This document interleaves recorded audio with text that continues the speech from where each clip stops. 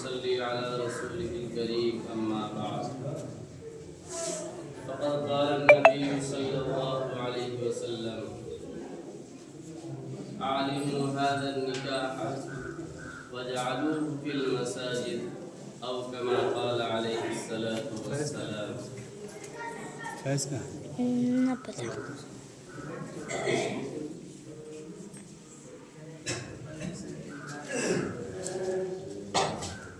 فیض دانش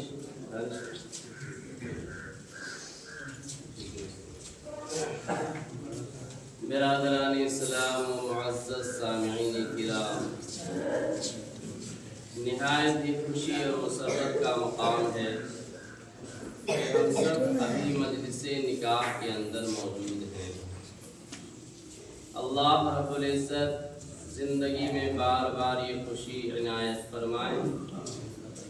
نکاح کے تعلق سے بہت ہی قیمتی پرمقصد باتیں عزیزی گرامی قدر مولانا عبداللہ قاسمی صاحب کی زبانی آپ نے سماعت فرمائی. اللہ تعالی ہم سب کو عمل کرنے کی توفیق عطا فرمائے. مختصر وقت میں نکاح کے تعلق سے پیارے آقا علیہ الصلوۃ والسلام کی دو اہم نہایت بنیادی باتیں آپ کے سامنے پیش کی ہیں. آقا علیہ الصلوۃ والسلام نے اس موقع سے جو بنیادی باتیں ارشاد فرمائی ہیں نکاح کے اندر کی، پہلی بات تو یہ ہے عالموا ھذا النکاح، نکاح کی تشہیر کیجیے. نکاح کے عمل کو عمومی مجلس میں منعقد کیا جائے، خفیہ طور پر پوشیدگی کے ساتھ چھپ چھپا کر نکاح کے عمل کو نہ کیا جائے. نکاح کی مجلس کو عام کریں، مجمع عام میں نکاح کو منعقد کریں. کیوں؟ اس کی وجہ نکاح کے ذریعے نئے رشتے کا قیام عمل میں آتا ہے. جب رشتہ معلوم ہوگا، رشتہ داری کی خبر ہوگی تو صلہ رحمی کرنا اور دیگر تعلقات کو نبھانا آسان ہوگا. پھر یہ کہ کبھی آئندہ لڑکا اور لڑکی کو کوئی اجنبی آدمی دیکھ لیں یا جاننے والے دیکھ لیں تو حسن ظن کے ساتھ دیکھیں کہ دونوں میاں بیوی کا رشتہ رکھتے ہیں. اگر مجلس عام میں نکاح منعقد نہ ہوا تو بدگمانی کا خدشہ اور خطرہ ہے. اس لیے مجلس عام میں انعقاد کیا جائے. محافل نکاح جو جہاں بھی ہو عام مجلس کے اندر ہو. دوسری بات پیارے نبی پاک صلی اللہ علیہ وسلم نے ارشاد فرمائی وَاجْعَلُوهُ فِي الْمَسَاجِدِ، نکاح کے عمل کو مسجدوں میں منعقد کرو. اور خاص طور سے آج کے دور میں جبکہ مجلس نکاح ہر طرح کی خرافات سے پر ہے، طرح طرح کے رسومات اور اپنے من سے گڑھی ہوئی چیزیں اور باتیں اور اپنی خواہش کے مطابق چیزوں کا دخل ہو چکا ہے. مجلس نکاح کے اندر طرح طرح کی خرابیاں آ رہی ہیں. کہیں پٹاخے چھوڑے جا رہے ہیں، کہیں پتہ کیا کیا کیا جا رہا ہے. ہمارے نوجوان کرتے ہیں، ہمارے اور آپ کے معاشرے میں ہمارے ساتھ بیٹھنے والے حضرات اس عمل کو کرتے ہیں. آقا علیہ الصلوۃ والسلام نے اس پر پابندی لگا دی وَاجْعَلُوهُ فِي الْمَسَاجِدِ، ہوش میں آ جاؤ، نکاح کی مجلس کو مسجد میں منعقد. اس کی ایک وجہ یہ بھی ہے کہ نکاح جہاں نفسانی خواہشات کی تکمیل کا ایک بہترین ذریعہ، وہیں پر عبادت کا پہلو بھی لیے ہوا ہے، بلکہ عبادت کا غلبہ پایا جاتا ہے نکاح کے اندر. اور عبادت کے لیے سبھی حضرات جانتے ہیں سب سے موزوں مناسب بہتر مقام مسجد ہے.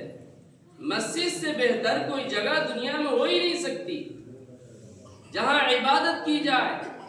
تو جب نکاح کے اندر عبادت کا پہلو غالب ہے اور عبادت کے لیے مسجد کا مقام بہتر ہے تو مسجد کے اندر منعقد کیا جائے۔ یہ دو چیزیں ہیں۔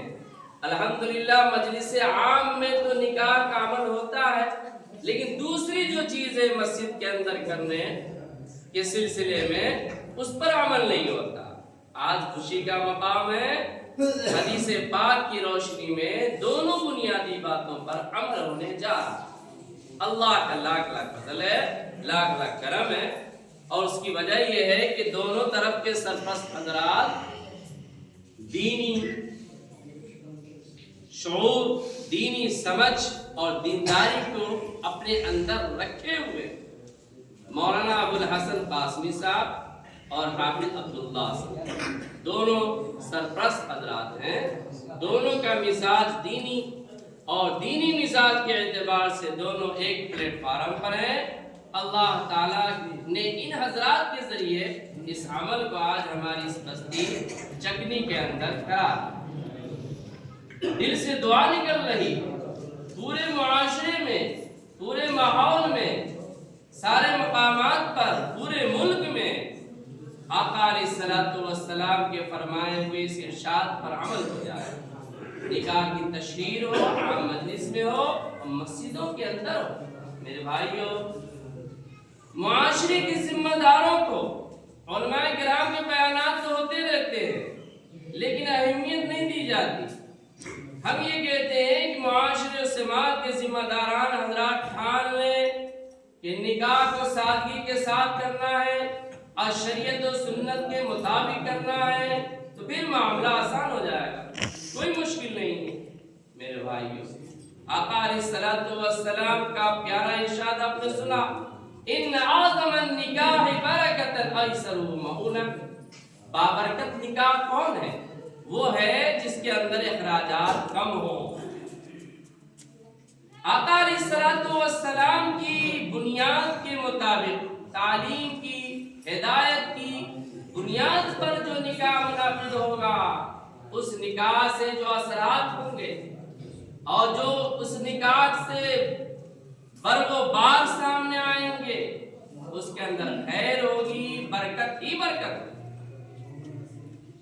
لیکن ہم برکت ڈھونڈتے ہیں نکاح کے اندر اور پھر کام کرتے ہیں خلاف شرع، پھر نکاح کے اندر برکت کہاں سے آئے؟ برکت کو لینا ہے اور واقعی برکت کا ذریعہ ہے۔ ان یکونوا فقراء یغنیہم اللہ من فضلہ۔ اگر غریب ہو اور نکاح کر لو تو نکاح کی برکت سے اللہ نواز دے گا، مالدار بنا دے گا۔ عمر ہو گئی لڑکا کی، لڑکی کی عمر پہنچ چکی ہے، نکاح کو ابھی لڑکا اپنا پاؤں مضبوط کر لے، بہترین مکان بنا لے، مکان بن گیا تو رنگ روغن ہو جائے، ٹپ ٹاپ سے ایک دم منور ہو جائے، روشن ہو جائے مکانات۔ اصل تو روشنی ایمان کی روشنی ہے، دین کی روشنی ہے۔ جب نکاح کی عمر کو پہنچ گیا تو نکاح کر دینا چاہیے، لڑکا والے کی بھی ذمہ داری، لڑکی والے کی ذمہ داری۔ اگر عمر نکاح کو پہنچ چکا ہے اور نکاح کا عمل نہیں ہو رہا ہے تو اس کا خمیازہ کیا بھگتنا پڑے گا معلوم ہے؟ آقا علیہ الصلوۃ والسلام نے ارشاد فرمایا، فَإِن بَلَغَ وَلَمْ يَتَزَوَّجْ وَأَصَابَ إِثْمًا فَإِنَّمَا إِثْمُهُ عَلَىٰ أَبِيهِ۔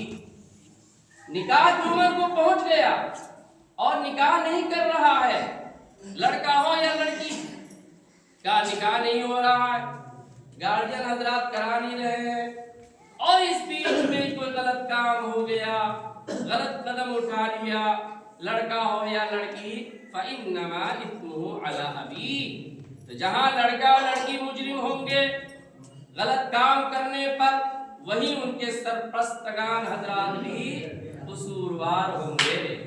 یا آقا علیہ الصلوۃ والسلام کا ارشاد ہے۔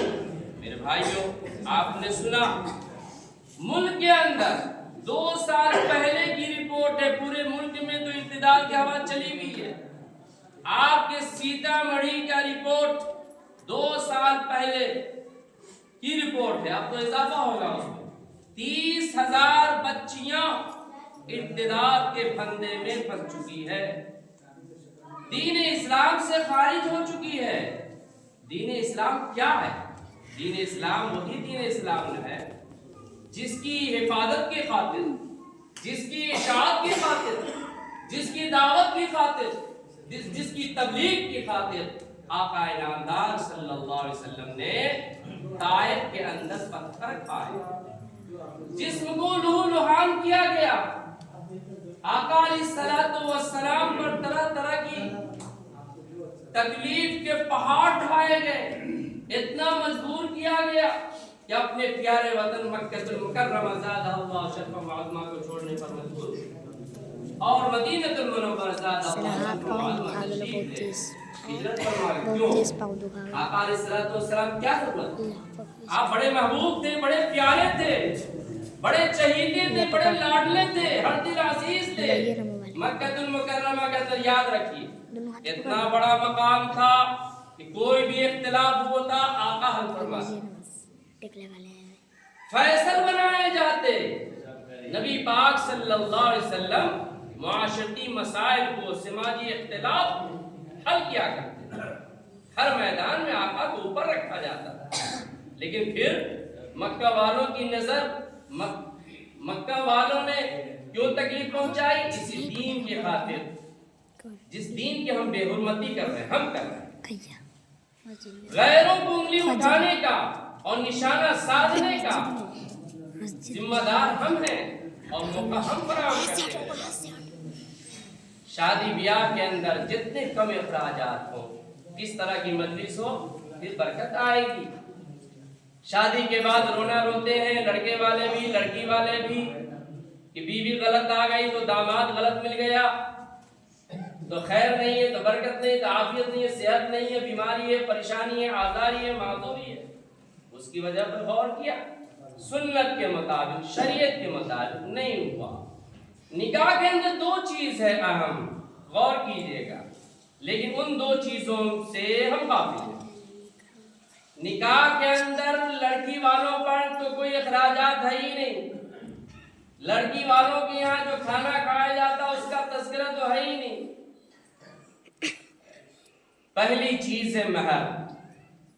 مہر لڑکا کے اوپر، لڑکے والے کے اوپر کم سے کم 10 درہم، 10 درہم سے کم نہیں، 10 درہم۔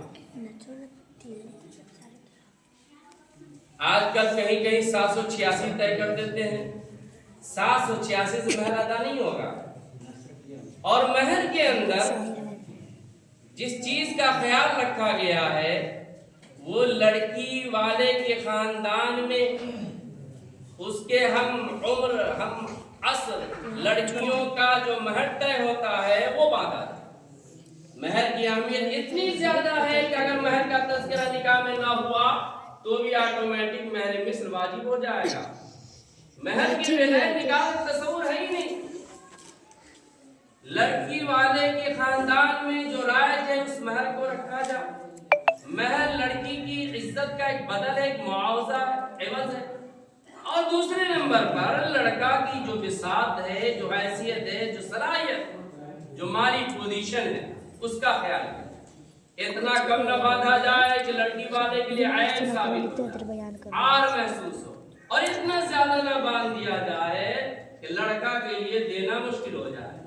آج کل مہر باندھتے ہیں بڑھ چڑھ کر، صرف رجسٹر نکاح کے اندر تک محدود رہتا ہے۔ پہلے ہی نیت رہتی ہے ادا تو کرنا ہی پڑا، جا کے باندھو۔ زیادہ لین دین ہوا شادی میں تو مہر تگڑا، اگر لین دین نہ ہوا تو سیدھے کہے گا لڑکا والا 786۔ عجیب تماشا ہے، اعتدال ہے، توازن ہے۔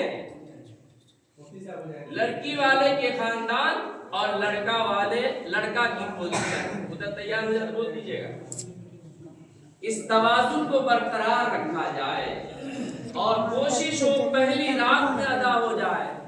نکاح کے اندر سارے اخراجات پورے ہوتے ہیں، ہزاروں لاکھوں روپے خرچ کر دیتے ہیں، سب نقد۔ غور کیجئے گا، لڑکی جب نقد آئی ہے آپ کے گھر میں تو مہر ادھار کیوں رہے گا؟ یہ مہر لڑکی کا عزت کا بدل ہے. اتنی بڑی عزت کو ہم اپنے ہاتھ میں تھام رہے ہیں اور اس کی کوئی قیمت نہیں, کوئی معاوضہ نہیں, اس کو ادھار رکھ دیا. اختلاف ہوگا رشتہ میں, دراڑ پیدا ہوگا, پھوٹ پیدا ہوگی, تب جا کر پرانے رشتوں کو بھگا لیں گے, قاضی صاحب کے یہاں جائیں گے, اس رشتہ میں دیکھیں گے کیا مہر طے ہوا تو وہاں ادا کریں. پہلی فرصت میں ادا کیجیے, پہلی مرتبہ. عرب کے اندر آج بھی دستور ہے, آج بھی وہ طریقہ رائج ہے, آج بھی وہ طریقہ رائج ہے. جب رشتہ طے ہو جاتا ہے تو جانبین کی طرف سے جو مہر طے ہوتی ہے, جو رقم طے ہوتی ہے مہر کی, اس رقم سے زیور کی خریداری ہوتی ہے. کہیں کہیں تو ہونے والی دلہن اور آنے والی بہو کو مارکیٹ میں لے جاتے ہیں, اس کی ان کی پسند کے مطابق زیور کی خریداری ہوتی ہے, اور اس زیور کو لے جاتے ہیں شادی کے دن, جب لڑکی کو رخصت کرا کے لانا ہوتا وہاں لے جاتے ہیں, اور اس مہر کو اس زیور کو پہنا کر لڑکا اپنے گھر اس لڑکی کو لے کے آتا. یہ طریقہ آج بھی رائج ہے الحمدللہ. یہ ہے اصل. آقا علیہ الصلوۃ والسلام نے فرمایا, جس نے مہر کو طے کیا, مہر کو مقرر کیا یا مقرر کیا اور دینے کی نیت نہ ہو, پہلے ہی نیت ہو کہ مہر تو دینا ہے نہیں, بڑھا چڑھا کے باندھ دیا, ابھی ایک ہفتہ پہلے ہی نکاح ہوا, دعوت تھی نکاح پڑھانے کے, ہم گئے نہیں اس لیے کہ لین دین تھا, اس میں معلوم ہوا 2.5 لاکھ مہر طے ہوا. کتنا؟ 2.5 لاکھ. لیا گیا ہے لڑکی والے سے 6 لاکھ, لڑکی والوں نے ٹھوس دیا کتنا؟ 2.5 لاکھ. اور اس میں ماشاءاللہ لڑکا والے کی طرف سے جو بارات بن کے گئے تھے اکثر ماسٹر تھے, حضرات ماسٹر کرام, یہ سارے کے سارے تھے, اور انہوں نے بندوا دیا 2.5 لاکھ. وہ 2.5 لاکھ کہاں سے دے گا بیچارہ؟ زبردستی ٹھوٹا پکڑ کے بیوی کہے گا معاف کرو, اور بیوی بیچاری نازک, وہ معاف کر ہی دے گی شوہر کی محبت میں. اگر مہر ادا نہ کیا, ارادہ نہیں ادا کرنے کا, انتقال ہو گیا, تو سن لیجئے آقا علیہ الصلوۃ والسلام نے فرمایا, قیامت کے دن ایسا شوہر زانی کی فہرست میں, زانی کی صف میں یا جماعت میں کھڑا کیا جائے. اتنی سخت وعید ہے. شوہر کے انتقال ہو گیا, مہر کی رقم ادا نہ ہوئی, تو معافی کرانے سے کچھ معاف نہیں ہوتا. اس وقت عورتوں کو پکڑ دھکڑ کے جو معاف کراتے, بخش دو مہر. شوہر کا مال میراث جو تقسیم ہوگا